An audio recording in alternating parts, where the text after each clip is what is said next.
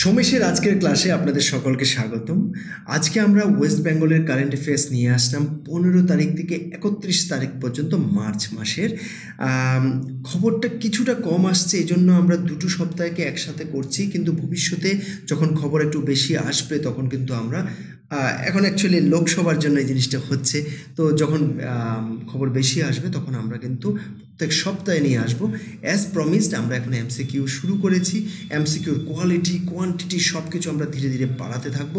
সঙ্গে থাকবেন, ভালো লাগলে লাইক করবেন, সাবস্ক্রাইব করবেন, কমেন্ট করবেন, বন্ধুদের সঙ্গে আপনারা বন্ধুদের সঙ্গে শেয়ার করবেন এই চ্যানেল সম্বন্ধে। চলুন শুরু করি। প্রথম যে নিউজটা 15 মার্চের আছে সেটা হচ্ছে যে জিপিও মানে জেনারেল পোস্ট অফিস যে আছে কলকাতার, সেটা হিস্টোরিক।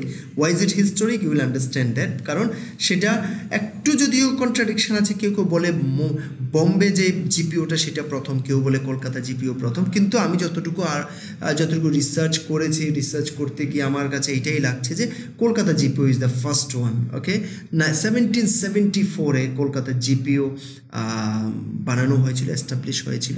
সেটার এখন 250 বছর হয়ে গেছে।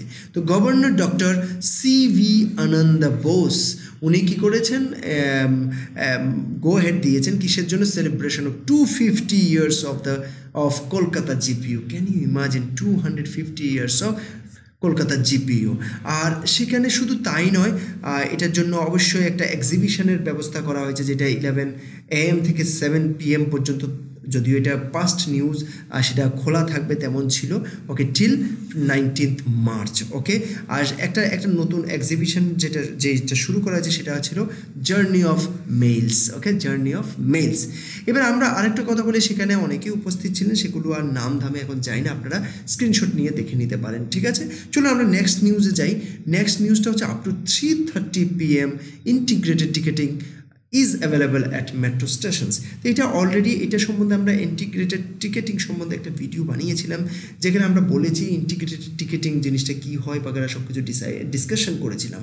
তো আজকে আমি এটাতে যেটা বলতে যাচ্ছি সেটা হচ্ছে যে green, blue as well as orange যে লাইনগুলো আছে সেগুলোর মধ্যে যাতে একটার থেকে আরেকটাতে যদি কোনো ট্রান্সপোর্টেশন থাকে তখন যাতে আবার টিকিট করতে না হয়, সেজন্য মানে একটা সিস্টেমে, একটা সফটওয়্যারে নিয়ে আসা হয়েছে জিনিসটাকে, যাতে করে একই টিকেটে এক জায়গার থেকে অনেক দূর পর্যন্ত যাওয়া যাবে। সেটা তো হতে পারে মাঝখানে লাইন চেঞ্জ হচ্ছে কিন্তু টিকিট সেম থাকছে। ওকে, সেই জিনিসটা এখনও পার্পল লাইনের জন্য সেটা শুরু করা হয়নি, কিন্তু green, blue as well as অরেঞ্জের জন্য সেটা শুরু করে দেওয়া হয়েছে।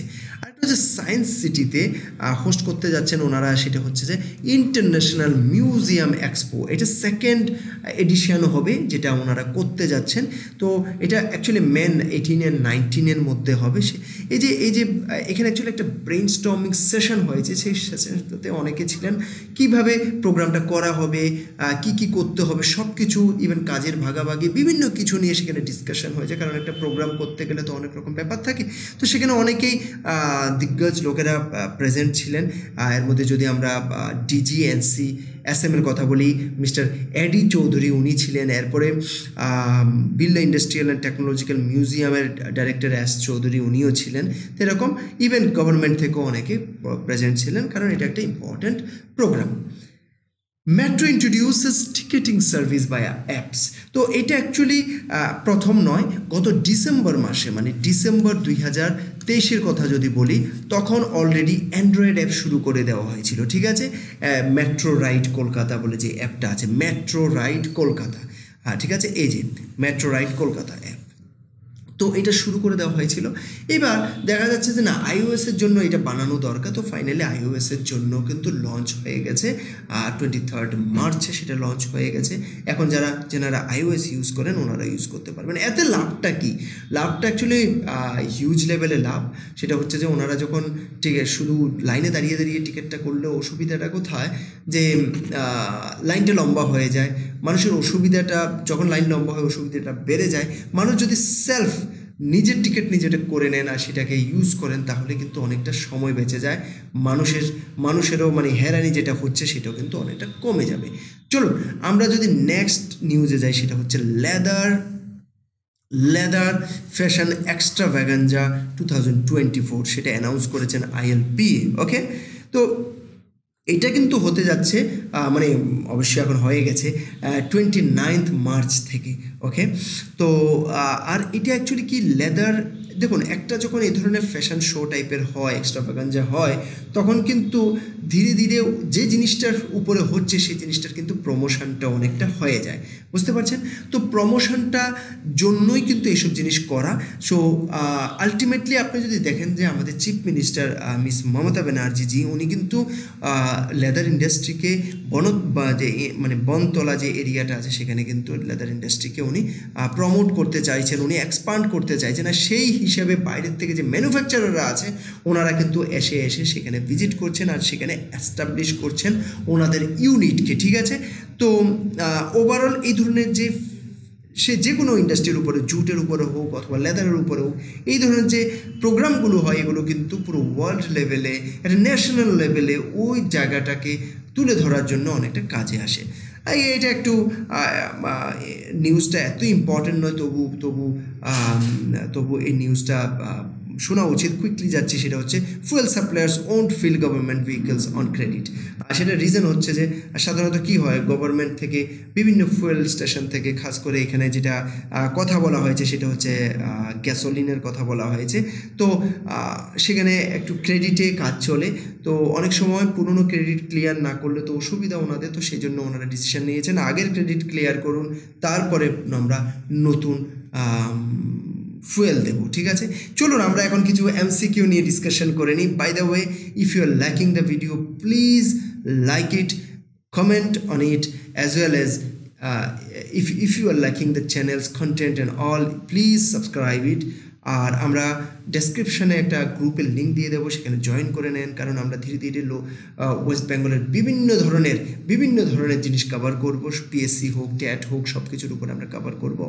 ইভেন এসএসসি অলরেডি আমরা শুরু করে দিয়েছি, সেগুলো কভার করব। তো সুতরাং আপনারা প্লিজ সাবস্ক্রাইব করতে থাকবেন। Okay, what was the first post office of India, first post office of India established? তো সেটা যদিও বলি, সেটার 27 সালে হয়েছিল। এবার আপনাদেরকে বলে দিই, এই জিনিসটা কিন্তু কলকাতাতেই হয়েছিল। যেমনভাবে বলছি 1774 সালে যেমনভাবে জিপিও হয়েছিল, সেইভাবে 1727 সালে প্রথম পোস্ট অফিস স্থাপন করা হয়েছিল। ওকে, নেক্সট যদি যাই যে জিপিইউ কখন হয়েছিল, তো একটু আগে আমি বলে দিয়েছি অলরেডি, এখানে আর ডিসকাশন করার কিছু নেই, 1774 সালে।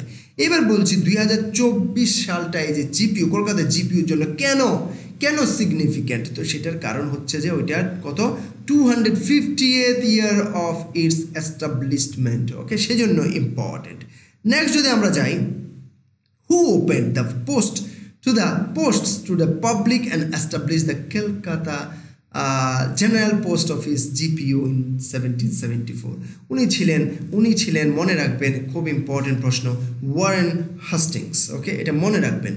নেক্সট যদি প্রশ্ন দেখি যে কখন অ্যান্ড্রয়েড অ্যাপ শুরু করা হয়েছিল মেট্রোর জন্য, তো সেটা আমি একটু আগে ডিসকাশন করেছিলাম। এটা অলরেডি মেট্রোর জন্য অ্যান্ড্রয়েড অ্যাপ কিন্তু শুরু করে দেওয়া হয়েছিল ডিসেম্বর 2023-এ। আর যদি প্রশ্ন করে iOS অ্যাপ কখন শুরু করা হয়েছিল, আপনাদেরকে মনে রাখতে হবে মার্চ 2024-এ কিন্তু শুরু করা হয়েছে। আশা করি আপনারা যথেষ্ট নলেজ পেয়েছেন। কিছু ইম্পর্টেন্ট যে কারেন্ট অ্যাফেয়ার্সগুলো সেগুলো আমরা ডিসকাশন করলাম, আর এটা করতে থাকবো। as always, as I say, please motivate করবেন আপনাদের লাইক দ্বারা, আপনাদের কমেন্ট দ্বারা, সাবস্ক্রিপশন দ্বারা। এগুলোই আমাদেরকে মোটিভেট করে আপনাদের জন্য নতুন থেকে নতুন জিনিস নিয়ে আসার। আর ওয়েস্ট বেঙ্গলের কোন ধরনের কন্টেন্ট আপনাদের লাগবে সেটাও আপনারা জানাবেন, যাতে করে আমরা সেই হিসেবে আপনাদের জন্য কন্টেন্ট নিয়ে আসতে পারি। ডেসক্রিপশনে একটা হোয়াটসঅ্যাপ গ্রুপের লিঙ্ক থাকবে, সেখানে জয়েন করে নেবেন, ভবিষ্যতে অনেক কাজে আসবে। Thank you very much for watching this video.